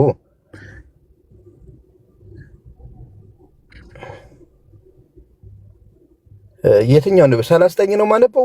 ምንድን ነው ከኛ 40 ነው የፈለኩት እኔ 40 ከ9 ሺህ ጀምራ አንብብ። ኦኬ ከእርሳችን ጋር ይገናኛል። በልጁማ አይቶ እርሱም 40 አንብበው። እሺ 40 አንብበው። በልጁማ አይቶ እርሱም የሚያምን ሁሉ የዘላለም ሕይወትን እንዲያገኝ የአባቱ ፍቃድ ይሄ ነው። እኔም ይላል በመጨረሻም ቀን የአባቱ ሳይሆን ይሄ ነው የአባቱ ሳይሆን የአባቱ ፍቃድ ሳይሆን የአባቴ ያው የአባቴ። እሺ ስለዚህ የአባቱ ፍቃድ ምንድን ነው? ትእዛዝ ነዋ። ፕሊስ ልጅን አይቶ የዘላለም ሕይወት በደንብ አስተውል። እንደ ክርስትና ልጅን አይቶ የምናወራው ፕሊስ እኮ እንደ እስልምና የጠየቀኝ ወንድማችን አልሻይብ እዛ ጋርም እኮ ማቴዎስ ወንጌልም የጠየቀኝ በክርስትናው ነው። መቼም ከቁርአን አይደለም የጠየቀኛ። ስለዚህ ቁርአን በቁርአን እንደሚፈሰር ሁሉ መጽሐፍ ቅዱስም በመጽሐፍ ቅዱስ ነው የሚፈሰረው አይደለ? ክርስቶስ የአባቴ ፍቃድ ምንድን ነው አለን። የአባቴ ፍቃድ ምንድን ነው አለን? ልጅን አይቶ በእርሱ የሚያምን ሁሉ በልጁ የሚያምን ሁሉ የዘላለም ሕይወትን እንዲያገኝ የአባቴ ፍቃድ ይሄ ነው። ስለዚህ የአባቴ ፍቃድ ምንድን ነው አለ? የዘላለም ሕይወት እዛ ጋር አታገኙም ያላቸው ለምንድን ነው? የአባቴን ፍቃድ ማታደርጉ አታገኙም አላቸው። ጌታዊ ጌታዊ ስላላችሁ አታገኙም። አጋንንት ብታወጡም በስሜ አታገኙም። የአባቴን ፍቃድ ማድረግ አለባችሁ አላቸው። የአባቴ ፍቃድ ምንድን ነው ስንል ደግሞ ልጅን አይቶ በእርሱ የሚያምን ሁሉ ልጁን አይቶ በልጁ ማመን፣ ልጁ ደግሞ የዘላለም ሕይወት እንደሚሰጥ ማመን የአባቱ ፍቃድ ነው። ሺህ ጊዜ ጌታዊ ጌታዊ ብትለው እሱ የአብ ልጅ መሆኑን ካላመንክ፣ እንደገና ደግሞ የዘላለም ሕይወት እንደሚሰጥህ ካላመንክ፣ ጌታዊ ጌታዊ አጋንንት አውጥቻለሁ እኮ በስምህ ብትለው አድንም እያለህ ነው። አንድ እሱ። ሁለተኛ ደግሞ ምን ይላል እዚሁ ክፍል ላይ? የአባቴ ፍቃድ ይሄ ነው እኔም በመጨረሻው ቀን አስነሳዋለሁ ይላል። ከሙት እንደሚያስነሳህ ካላመንክ ጌታ ሆይ በስምህ አጋንንት አውጥቻለሁ እንደዚህ አድርጌያለሁ ብትል እስቲል አታምንም፣ አድንም። ይሄ ነው የአባቱ ፍቃድ ማለት። ኢየሱስ በእስራኤል ምድር ላይ ሲመጣ አስተማሪ ነው አይደል? እፎይ እንደ ክርስትና አስተምሮ ቅድም የወደ አስተናግረ ነበር የተሳስተው ወደ አርመው ኖ አርመው ልትፈልግ ነው የአባቱን ፍቃድ እቀበላለሁ ስትል ሰማሁ ልበል ወይስ ተሳስተህ? የአባቱን ፍቃድ እንደ ክርስትና አዳምጠኛ። አሁን እናንተ አንተ የምትቀዳውን ተው። አሁን እስልምና ተቀበለዋለህ የአባቱን ፍቃድ ክርስትና ነው አይደል? ስላልክ ነው ቅድም ገብቶሃል። ተሳስተህ ምን ያደርግ አንዴ እንደማመጥ እኔ አንድ ግለሰብ ነኝ። እስልምናንን የሆነ በሚሊዮን የሚቆጠሩ በሚሊዮን ክርስትና የሚቆ አንተ አትወክልም፣ እኔም አልወክልም። እንደ ሀሳብ ነው የምንወያየው፣ ዲስከስ የምናደርገው። እውቀቱ ትንሽ ገባኝ እኮ የአባቱን ፍቃድ ያልኩበት ምክንያት ስለሰማው ነው። ይሄ ነገር የአባቱን ፍቃድ ከዛስ አሁን ቅድም ምን አለኝ? አሁን እፎይ ኢየሱስ አባት እንዳለው ታምናለህ ማለት ነው። አባት እንዳለው ታምናለህ ማለት ነው። ይሄ ሰውዬ ግን አንተ መቼ ነው ግን እቀበላለሁ ስላልክ ወይ ደግሞ ያንን ቃል ክርስትና ነው አስተምሮትህ ነው። አሁን እኛ በቁርአን ልጅ ብለን አናምንም፣ ግን እቀበላለሁ ለምን አልክ? እሺ እኮ እቀበለዋለሁ ስትል እኮ ክርስትና ውስጥ ከተሳይሆን ራሱ ውስጥ ከተኮ ነው። ከተግባባንማ አሁን ወደ ስላት እፎይም ዋይ የሚለው በዛ በኩልም ንጽጽር ላይ ዋይ የሚሉት ስላልተግባባን ነው አይደለም። ብንግባባማ በምን እድላችን አልተግባባንም።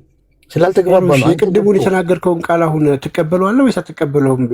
የአባቱን ፍቃድ እንቀበላለን ያልከው ብዙ የምቀበላቸው ነገሮች አሉ። ሁሉንም የአባቱን ፍቃድ ትቀበላለህ? በሰማይ ያለው የአባቴን ፍቃድ ካለን ይቀበሏል። እንደኔ አንድ ግለሰብ ማለት ነው። ኦኬ አባት አለው ማለት ነው። አላህ እንደ ክርስትና አስተምሮ ነው ወይ ነው እንደ እስልምና እኮ ነው ይቀበሏል። ነገ ደግሞ እኮ ይሄ ሰውዬ ምን እንደሆነ ታውቃለህ? በጣም የሚያሳዝነኝ አሁን ነገ ይቆርጠውና ሌላ ታሪክ ሊሰራ ነው። እኔ አይመለከተኝም። በነገራችን ላይ ግን ጥሩ አስተምሮ ነው መማር እኔ አሁን በቃ ፎይ ለነበረ ቆይታ ከልብ አመሰግናለሁ። ግን በፍቅር ፎይ ብታወራ ብዙ ሙስሊሞች መጥተው ዲስከስ ማድረግ ይፈልጋሉ። በፍቅር እንዲህ ነው አሁን እንደ ቃል አይነት ምናምን ትችት ይፈልጋሉ። ወሬም ሳይሆን መማር ይፈልጋሉ። ኖ አይ አሁን እያየውን ይቀዳኛል። ነገ ደግሞ ቆርጦ ነው የሚልክብኝ ስለማውቀው ነው። ችግር አለበት ቆርጦና የሚልክብህ እኔ ስለማውቀው ነው። በደንብ አውቀዋለሁ። ስለማንኛውም ሰላም ደሩልኝ። ያላ በቃ ሰላም ደሩ። እሱም በቃ ቻው። በፍቅር ብናወራ ደስ ይለኛል። ሰላም ደሩልኝ። በቃ እና ሰዎች ይብቃን። አይበቃንም። አይ ቲንክ ሰዓትም ሄዷል፣ ድካምም ስላለ ይብቃ። ወይ በጣም ቆንጆ ትምህርት ነበር። ብዙ እንደተማራችሁበት ተስፋ እናደርጋለን። ያው እንግዲህ ቆንጆ ርዕስ ነበረ። በነገራችን ላይ በጣም የክርስቶስ ሞትና ትንሣኤ በክርስትና ውስጥ በቃ በምንም ልንደራደር የማንችልበት መሰረታችን ነው። የክርስቶስ ሞትና ትንሣኤ መሰረታችን ነው። ሐዋርያው ጳውሎስ በአንደኛ ቆሮንቶስ መልእክቱ ምዕራፍ 15 ላይ እንደተናገረው ማለት ነው። ክርስቶስ እንደሚሞት አስቀድሞ እንግዲህ ብዙ ምስክርነቶችን ከመጽሐፍ ቅዱስ እሱ ራሱ የተናገራቸው ማለት ነው። ከመሞቱ በፊት ሉክ በዚህ ዓለም ላይ ለምሳሌ አሁን እኔ ኢንጂነር መሆን እፈልጋለሁ ብዬ በልጅነቴ ተመኝቼ ነበር። አሳካውና ኢንጂነር ሆንኩኝ። እዚህ ዓለም ላይ ስትኖሩ የትኛውንም ምኞት ልትመኙ ትችላላችሁ፣ ልታሳኩ ትችላላችሁ። አንድ ሰው ግን ሞቼ እነሳለሁ ብሎ መነሳት የሚችል ዓለም ላይ የለም። ሞቼ በሶስተኛው ቀን እነሳለሁ ብሎ ተናግሮ ያንን ነገር ያደረገ የለም ከጌታችን ከክርስቶስ ኢየሱስ ውጪ። ብዙ ሰዎች ዶክተር እንሆናለን ብለው ዶክተር ሆነዋል፣ ፓይለት እንሆናለን ብለው ፓይለት ሆነዋል። ነገር ግን ከክርስቶስ ኢየሱስ ሞቼ እነሳለሁ ብሎ ለዛውም በራሱ ስልጣን በራሱ ስልጣን። እኛ በገዛ ሰውነታችን ላይ ስልጣን የለንም። ስልጣን የፈጣሪያችን ነው። የፈጠረን እሱ ያስነሳናል ብለን እናምናለን። እኛ ራሳችን እናስነሳለን ብለን አናምንም። የሚያስነሳን እሱ ክርስቶስ ነው። ምክንያቱም በእኔ የሚያምን እኔ በመጨረሻው ቀን አስነሳዋለሁ ብሎ ስለተናገረ ማለት ነው። ክርስቶስ ግን ሞታለሁ፣ ነገር ግን በሶስተኛው ቀን እነሳለሁ ብሎ ተናግሯል። ይሄ የክርስትናችን ኮንክሪት የሆነ ትምህርት ነው። ከእስልምናው ጋር በጣም የምንለያይበት ማለት ነው። እንደ ክርስትና እንግዲህ ክርስቶስ የተናገራቸውን ነገሮች በቀጥታ እንቀበላለን የምትሉ ከሆነ ሙስሊሞች ዌልካም ብለን እንጠይቃችኋለን። በፍቅር ወደ ክርስትና እንድትመጡ ማለት ነው። ኤኒዌይስ ደህና አደሩ። ቴንክ ዩ ክርስቲያን።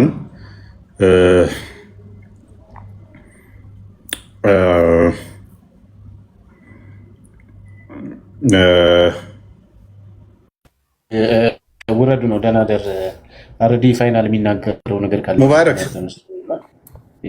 ሰላም ናችሁ? ቆይ ፕሮፋይል ቀይር አላልኩም ነበር አንተ ክርስቲያን ነኝ ብላይ? አዎ ምንድነው እሱ? ያው ጥያቄ ለመጠየቅ ነበር። ብዙ እዚሁ ላይቭ ላይ የሚጠየቁ ጥያቄዎች አሉና እነሱን ለመጠየቅ ነበር። ፕሮፋይል ቀይር ብዬ ነበር አልነበረም? በሜን አካውንት እገባለሁ በቃ ከዚህ በኋላ። ያ በፕሮፋይል ሳትመጣ እናስተናገድም። ኦኬ እሺ። ምክንያቱም ሙስሊሞችን በሙስሊሞች ስሞች በራሳቸው ነው የምንሞግተው፣ በራሳቸው ነው እንትን የምንለው። ክርስቲያኑና የሙስሊም ስም ይዘህ አንፈቅድም። የእኛም ልጆች እንደዛ እንድታደርጉ አንፈቅድም። አይቻልም። ኦኬ አርዲና ክርስቲያን አርዲና ቃል ሰላም በሉን እና ጨርሱ። ቻው። በቃ መልካም አደረ። እናመሰግናለን። ከነብይ ቤት ውጡልኝ ምናምን አያ እስኪወርድ እኮ እየጠበቅን ነው። ተኛችሁብኝ እኮ ከድር አናፊ ከድር ጥቆ አስማታ ፍኔቱ ማወል ዋንገራ ኬኛ እንዱበናቦ አከስም ወዩ ሀባያን እንኒ ሀባያን ይሳኒ ጌሚ ተመነይ ማል አርዲና ሲጉባ ማል ደረጋጀራ ገድም ቡስቱ አርኪ ሲሜ አይ ሚላሳ ቀበድ ቶይ ገዲ ቡስ ሙጉት አለ ብሎ ሊያዳምጥ ነው እንዴ? አርዲ ነግቷል። ተኝቶ ባላይ ህለ ተኝቶ አይደለም እርግጠኛ ነኝ።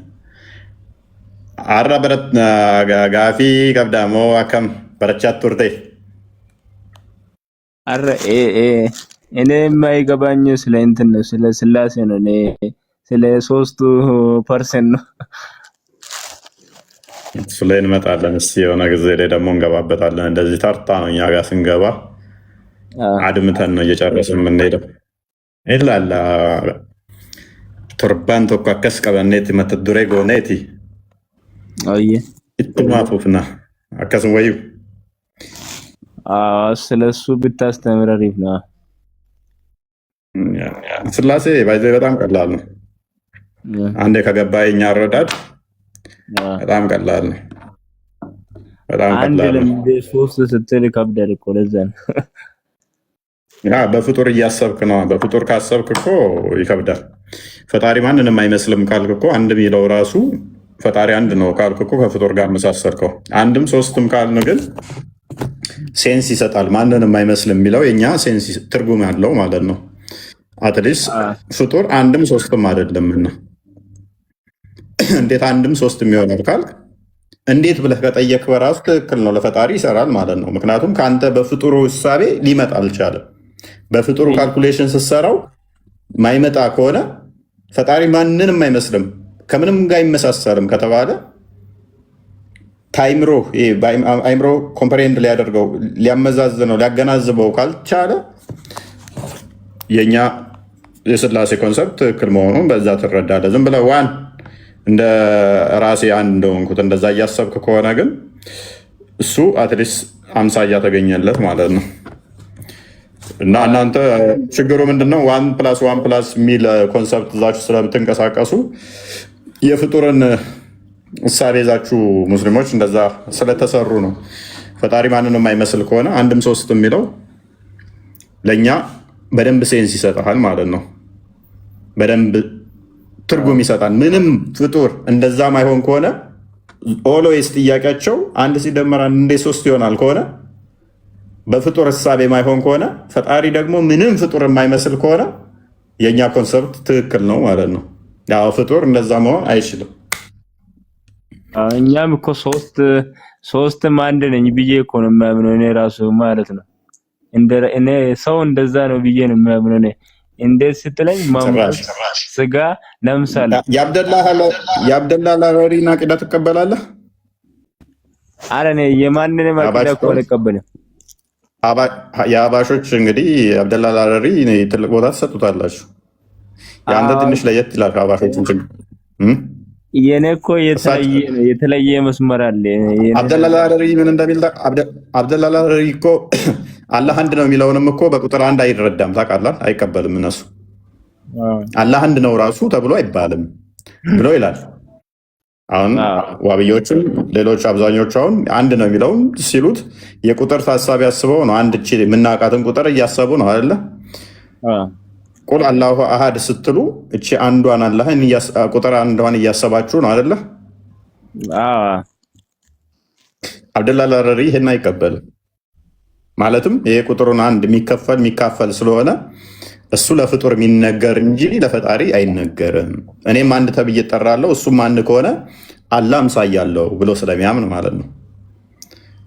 አንድ የሚለው ከኔ ጋር ተመሳሰለ፣ ከሌላ ፍጡር ጋርም ከሚቆጠር ጋር አንድ ከሚለው ጋር ተመሰለ። አንድ የሚለው እሱ የቁጥርን ካመጣኸው አይሆንም ብሎ አብደላ ላረሪም ይሄንን ያስቀምጠዋል። ስለ ቁጥር በደንብ ማወቅ ያስፈልጋል ማለት ነው። እንደዛ ከሆነ ለፈጣሪ የምንሰጠው ነገር ፈጣሪን በቁጥር የምንወስነው የምናካብበው እና የምናካልለው ካደረግነው አስቸጋሪ ይሆናል። ፈጣሪ እንደኛ እንደዚህ የምቆጥረው ምሰፍረው ምንለካው ነገር ስላልሆነ ማለት ነው። ከባድ እኮ ነው እንደዚህ እግር ምናምን ያለው ደግሞ በተለየ አስቸጋሪ ነው። እግርና እጅ ያለው ከሆነ እነሱ በጣም እንግዲህ እንደምን መገጣጠም ነው። አንተ መንፈስ ምንድነው? ፈጣሪ ምንድነው ብለህ ነው የምታምነው? አንተ ፈጣሪ እኔ መንፈስ በሁሉ ቦታ አለ። በቃ መንፈስ ነው። በቃ ቦታ አይዝም። አንድ ቦታ የሚቀመጥ ሳይሆን በሁሉ ያለ ማለት ነው። እንደዛ ነው የማምነው። ግን ችግሩ ምንድነው? ግን አላህ መንፈስ ነው የሚል የለም። ችግሩ እናንተ ጋር ደግሞ ቃል በቃል ባይኖርም እምነት እንደዛ እምነት ነው እኮ የእምነት ጉዳይ ነው። በቂያማ ደግሞ ኦኬ ይታያል ብላችሁ ታምናለህ? በቂያማ አረ የለም፣ እንደዛ የሚል የለም። አዲሶቹ ምን ታደርጋችኋል? ጨረቃን እንደምታዩት አላህንም ታዩታላችሁ የሚለውን እንትን እኮ ነው። ምን መሰለህ አዲስ እኮ አለመቀበል መፍትሄ እኮ ነው፣ ግዴታ አይደለም። አዲስ እንደዛ ከሆነማ እሺ፣ ግዴታ ካልሆነ ስለዚህ ቁርአን ብቻ በቂ ነው ብለህ ታምናለህ? አዲስ እኮ ግዴታ ተቀበሉ ያለ ቁርአን ላይ አንድ ቦታ እኮ አዲስን እመኑበት። አዲስ እኮ እና አላህ አይተዋወቁም እኮ አያውቁም እኮ አዲስን አላህ I love this word። ያ እኔም እንደዛ ነው ማምነው። ቁርአን በግልጽ ሱራ 12 111 ላይ፣ ሱራ 15 1 ላይ፣ ሱራ 16 89 ላይ፣ ሱራ 6 114 ላይ፣ ሱራ 6 115 ላይ ቁርአን ግልጽና የተብራራ ነው፣ አብራሪ አያስፈልገውም ብሎ ነው የዘጋው። ነገር ግን ከጊዜ በኋላ የመጡ ሙፈሲሮች ሐዲስ ብለው አመጡ እና አይሻ ናቸው እስልምና የታደጉት ይሉናል። እነ ቡሃሪ እንደዚህ እና ቡሬራ ሁሉም የምትለው ማለት ነው። አለማመን መፍትሄ ነው፣ አያስወጣም ከእስልምና። እነሱ አወሩ አምላክ አቅም ማለት ነው። እነሱ አወሩም አልተዘዙም እኮ እንደዛ በሉና ለህዝቡ ትእዛዝ አስተላልፉ ያለ አካል የለም። ስለዚህ ኦኬ እንደዛ ከሆነ ችግር የሚሆንብህ ምንድን ነው? ለምሳሌ ኢሳ ተመልሶ ይመጣል ብለህ እንዴት ታምናለህ? የቂያማ ቀን ነው። የቂያማ ቀን ሁሉም ይመጣል እኮ ይነሳል፣ የሞተ ሁላ። ኦኬ ቀድሞ መጥቶ እዚህ 40 ዓመት ይነግሳል፣ ከዛ ጂዚያን ያስቀራል፣ ከዛ መስቀል ይሰብራል ምናምን ብለህ ታምናለህ? ወይንስ የቂያማ ቀን ነው ሁሉም አብሮ የሚመጣው? እሱ አረ ሁሉም የቂያማ ቀን ነው። አንድ ላይ ተንሳይ ሁሉም የምነሳ የቂያማ ቀን ነው እንጂ እንደዛ የሚል ቁርአን ላይ የለም። አይመጣል የሚል እንደዚህ መጥቶ ደጃል የሚል ቁርአን ላይ የለም እኮ። ደጃል አላህን አያውቀውም እኮ፣ አይታወቁም። የመቃብር ቅጣትም የለማ። እንደዛ ከሆነ መቃብር ቅጣትም የለም እኮ። ሽንት ነካችሁ እንደዚህ ይቀጣላችሁ የሚል የለም። አረ የምን መቃብር የሚቀጣ አንድ አምላክ ነው፣ አላህ ብቻ ነው። የምን መቃብር ውስጥ አትቀጠቀጥም ሽንት ነክተዋል ተብለህ የለም። እሺ ሰላትንስ እንዴት ትሰግዳለሽ? ሽንት ያው ሲሰግድ ይነጅሳል። ግን እዛ ሽንት ሸና ምን በላ የሚባል ነገር የለም። እዛ ምን በልተህ መጣ እዛ በቃ ሞትክ፣ ትጠየቃለህ፣ ትቀሰቀሳለህ። የቂያማ ቀን ነው በቃ ሁሉም ሰው እንትን የሚለው ማለት ነው። እሱ ተረት ነው፣ አለመቀበል መፍትሄ ነው። ተረት ነው ዋና። ግን አሁን ላይ እምነቱ የተመሰረተው ግን እኮ እዛ ላይ ነው። እንደዛማ ከሆነ ጥቁሩ ድንጋይ ምላስና አይን ይዞ ይመጣል የሚለውም የለም። ተረት ነው ቁርአን ላይ ስለሌለ። የምን ምላስ? ድንጋይ እንዴት ምላስ ይኖረዋል? እሺ ቁርአንስ የገረጣ ሰው ሆኖ ይመጣል የሚለው እንዴት? የገረጣ ሰው ሆኖ ቁርአን በቂያማ ቀን ይመጣል ብለው ሐዲስ የሚለው አረ ሰው እንዴት ይሆናል? እንዴት ቁርአን ሰው ሁለት ላይ ይሆናሉ። ያለ ቃልና የቁርአን እንደዛ ሰው ሆኖ ከመጣ ሁለት አካል ይሆናሉ። የኛ ሙግት እሱ ላይ ነው። አንድ ያለ ቃል ሰው ሆኖ የሚመጣ ከሆነ ሁለት ብቻ ሳይሆን ማአት ሰው እንደ ግሪሳ ሆኖ ይመጣል ነው የሚለው። አረ ከባድ ነው። ይሄማ ይጋጫል። ይሄ መፍረስ አለበት። ይሄ እኮ ይጋጫል። እሺ እንትንስ እንዴት ታምናለህ? ከሌሊቱ 1/3 ይወርዳል የሚለውም የለም ቁርአን ላይ። አረ የለም። የት ነው የሚወርደው? የት በሊፍት ነው? የለም እኮ እንደዛ አይነት ይወርዳል ይወጣ። ጦጣ ነው፣ እንደዚህ አይነት ጦጣ ነው። ይወብያናል ጦጣ አልከው። ባለፈው ስትወያያ ነበር ከኡስታዞቹ ጋር ምን ደረሳችሁ ማለት ነው። እዚህ ኢትዮጵያ ይወርዳል፣ እዚህ ከተመለሰ አሜሪካ ይሄዳል። አርሽ ጋር አይሄድም እኮ በቃ እየተመላለሰ ስራ ሆነበት። በቃ ተመላላሽ ሰራተኛ ነው የሚሆነው።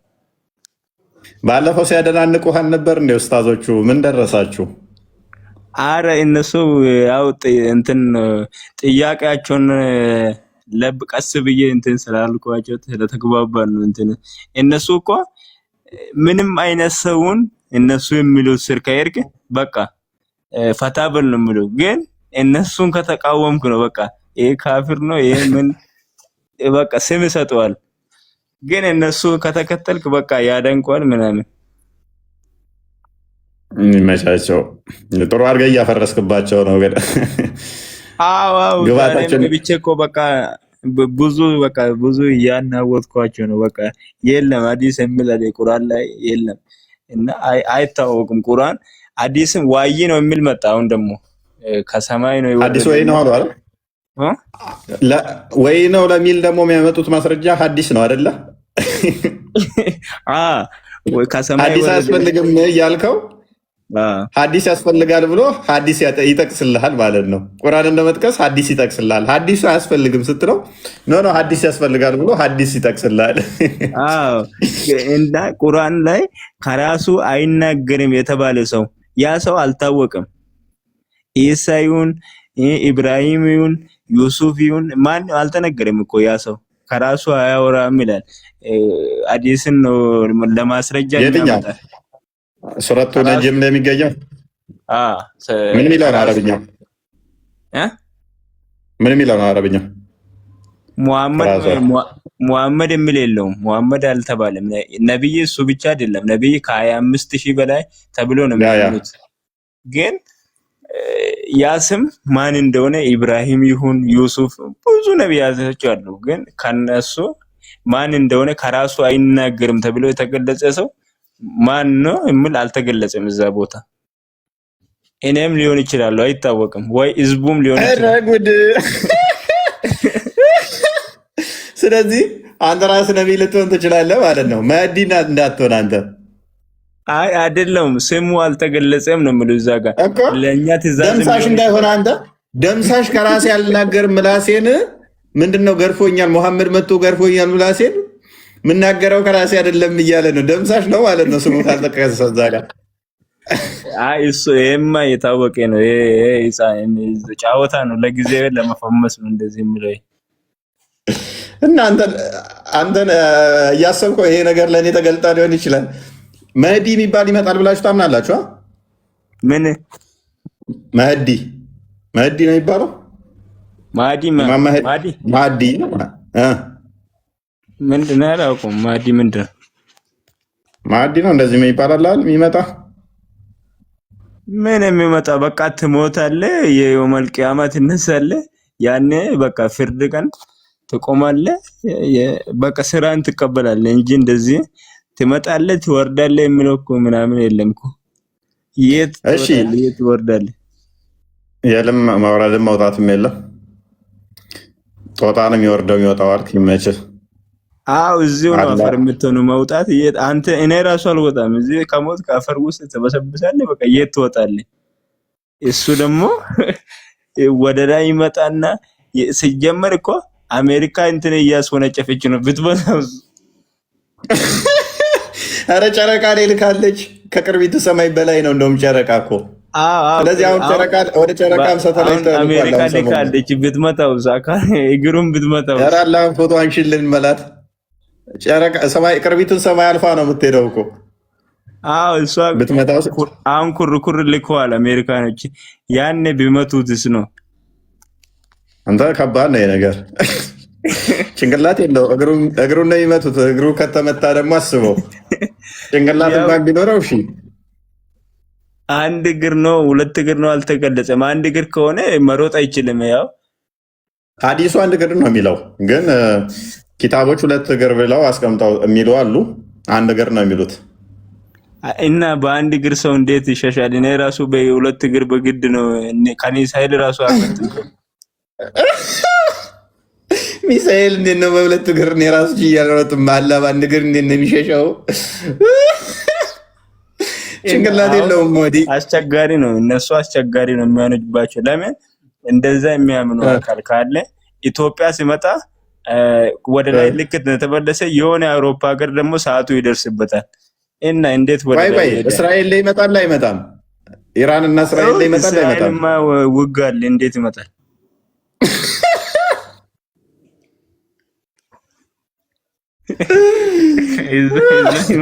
ሮጦ ማምለጥ አይችልም ብሏል። እንዴት ይመጣል? እስራኤል ውጊያ አለ። ኢራን እና እስራኤል ያለ ድምፁ ይረብሻል። ወደ ሰማይ ቅርቢቱ ሰማይ ሲመጣ ይረብሻል። ይሮጣል የሚል እኮ ሐዲስ አለ። ግን እኮ አላህ ይሮጣል የሚል አለ። ኡስታዙ ሲናገር ሰምታላ። አላህ ተዓላ ይሮጣል ብሏል። እና .com እኮ ነው እንደዚህ የሚጽፈው። አላህ ይሮጣል ብሏል። ኡስታዙም ሲናገር አልሰማም? የዋብያ ኡስታዝ ማን ነበሮት ነው? ማን ነበሮት ነው? እንግዲህ ጦርነቱ ሸሽቶ ከባድ ነው። ኦኔ ያለው ሰው ራሱ ሆኖ እኮ ሰው አይሮጥም እኮ እንደዚህ። ምን ፈርቶ ነው እንደዚህ አምላክ ምሮጥ? ምድርና ሰማይን ዘረጋ እንዴት ይሮጣል? ያ አክቹአሊ በሁሉ ቦታ ነው የሚሉ ብዙ ሙስሊሞች አሉ። እንደገና ብዙም ያሉ በሁሉ ቦታ ይኖራል የምለው በሁሉ ቦታ የሚሉት መካን የለውም የሚሉትም አለ። ቦታ በፍጹም እነሱ ደግሞ ትንሽ ከመንገድ ራቁ። የለም አክቹአሊ እናንተ ማምጣት ትችላላችሁ፣ ብዙ እኮ መረጃ ማምጣት ትችላላችሁ። ምክንያቱም አላህ ከደም ልባችሁ ስር የቀረበ ነው የሚል አለ። ስለዚህ እንደዛ ከተባለ ቅርብ ነው። ወደፊት እንዳጠፈ ወደ ካባ ስትሰግዱ በእናንተና በአላህ መካከል የሚልም አለ። ወደዛ እንደዚህ መስገድ መጥፋትም አላህ እንትን ካለ ወደፊትም ካለ ወደ ምስራቅም ወደ ምዕራብም ምዞር ደግሞ አለ በዛ በሁሉም አለ የሚል ካለ ያስኬዳችኋል። አክቹአሊ አርጊው ማድረግ ይቻላል። አረ እነዚህ ከኛ ጋር እንትን አይሉም፣ ግን ቦታ የለውም። በቃ የትም ቦታ የለውም የሚሉም አስቸጋሪ ነው። አንደኛ በሁሉ ቦታ ነው የሚሉት፣ ግን ትንሽ ያስኬዳል። እሱ ያስኬዳል በጣም ቦታ የለውም የሚሉት ትንሽ መረጃ ማምጣት ይከብዳል ይመስለኛል። ቁርአንም ሐዲስም ላይ አላህ ቦታ የለውም አለ ቦታ የሚለው ትንሽ ሊያስቸግር ይችላል። አይ በሁሉ ቦታ አለ የሚባል ነው እንጂ የአርሽ በላይም እኮ አርሽ በላይ መቀመጥ አይችልም። ለምን? ዱዓይ ለመቀበል ይወርዳል። እዚህ ኢትዮጵያ ሊወርድ ሌላ ሀገር ስለሚደርስበት ዓለም ብዙ ናት ይዞዛል። ደግሞ አንድ እግር ነው። በአንድ እግሩ ሽንክል እያለ ካልሆነ እንዴት ነው የሚሮጠው? የግል ጄት ኖሮ አላ ግመል አለችው ይላል እኮ በግመል ይጋልባል። አረብተው ምን አይነት ግመል ነው የምትሸከመው?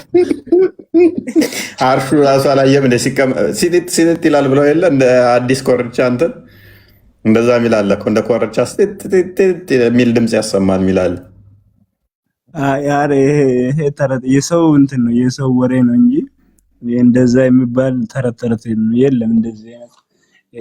እንደዛ የሚመላለስበት እነሱ የሚሉት የግል ሄሊኮፕተር ምናምን ሊኖረው ይችላል። እና እንግዲህ የግል ሄሊኮፕተር ቀድሞ አላህ ወተዓላ ካሊል ጥበበኛው የዋብዮቹ እንግዲህ የግል ሄሊኮፕተር ገዝቶ ከሆነ እንግዲህ ምንም ማድረግ አንችልም። አሁን ይበቃል። በልወረ ነገር እንገናኝ። አሁን እኮ ሊወርድ በቃ ተዘጋጅቷል። ወደ ኢትዮጵያ ሊመለስ አሁን ሌላ ሀገር ነው። ሌላ ሀገር አሁን ለምሳሌ እኛ ጋር 10 ጉዳይ ነው 20 ጉዳይ ለ7 ነው። ዱባይ ላይ አሁን 9 ሰዓት ይሆናል ይመስለኛል። 8 ሰዓት ምናምን አልፏል። ስለዚህ አሁን ዱባይ ላይ አካባቢ ነው አሁን እዛ አካባቢ ነው ያለው። ዱባይ ኦልሞስት 2 ሰዓት አይደል ይቀርበናል ይመስለኛል። ዱባይ ላይ ወርዷል ለምሳሌ በቃ አይመለስም። በዛ ወይ በባቡር ወይ በግል ጄቱ ይመጣል። 8 ሰዓት በኋላ እንግዲህ አንዱ ጋር ይወርዳል፣ ከዛ አንዱ ጋር ይመቸዋል። ነገ እንገናኝ በቃ። እሺ አንተ ምንያም ይመለኪያስ ለምን በስክ ደናደሩ ቻው